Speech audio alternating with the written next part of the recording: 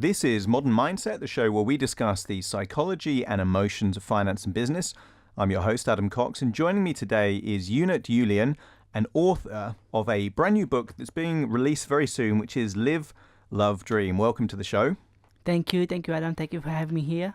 So, Ionut, tell us about your background, because it wasn't easy for you. Tell us a bit about your story and the inspiration for your book. Oh, yeah, it wasn't easy, you're right. My background started in Romania. Born in Romania, grew up in Romania. Overcome difficulties since I was a child, as we had to struggle in my childhood, as my father was an alcoholic, so we had to struggle, overcome difficulties like poverty and social integration.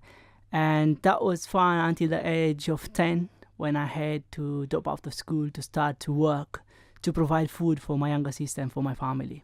That was the big event in my life. They created an impact and actually matured me straight away, because they gave me a responsibility to actually be the only earner in my family. So that was the biggest, event that hit me when I was 10 years old. Not just, a responsibility, but a big responsibility at a very young age. I mean, how did you cope with that?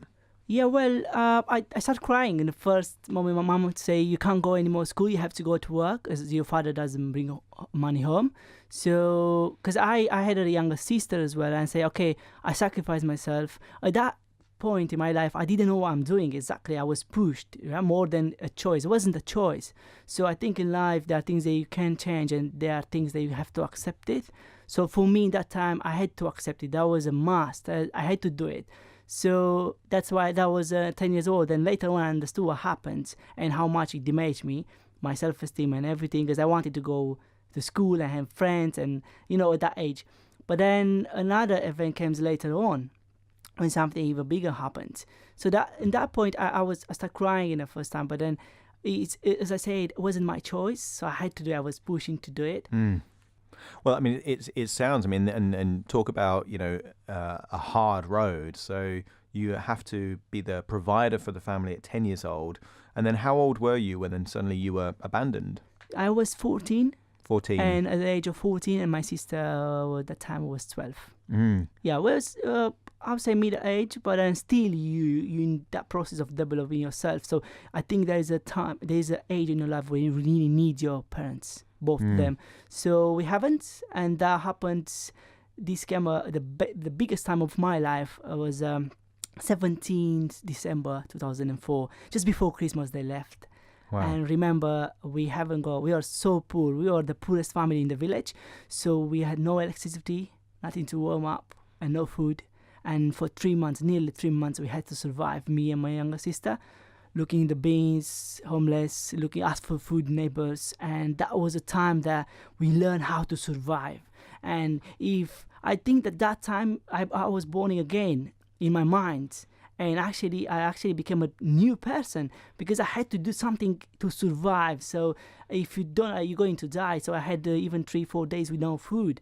So you get in delivery stuff, you start to do your stupid things, because it's about living or die. And in fact, the first chapter of my book is live or die. And what really strikes me, it came through your book, it's come through actually speaking to you.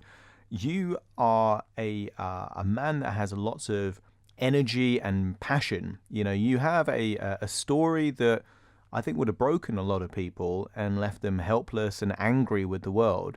But you're a very positive person. You've got lots of passion. How can people find their passion if they don't really feel that way currently? Finding your passion is the most important thing in life, because if you don't live life with passion, there is no way of living your life, in my opinion. And I started to live my life with passion after my 20s. And how they can find it is working on themselves to understand who they are, what they want to do, and why they are here. And in my opinion, is everything starting from working on your value systems, to understand what's important for you as a human being in this world. And then the second one is value system, what you believe in, and then comes to the passion, what you like to do, what you're passionate about. Yeah. And then, of course, if you can, not always, if you can make a living from your passion.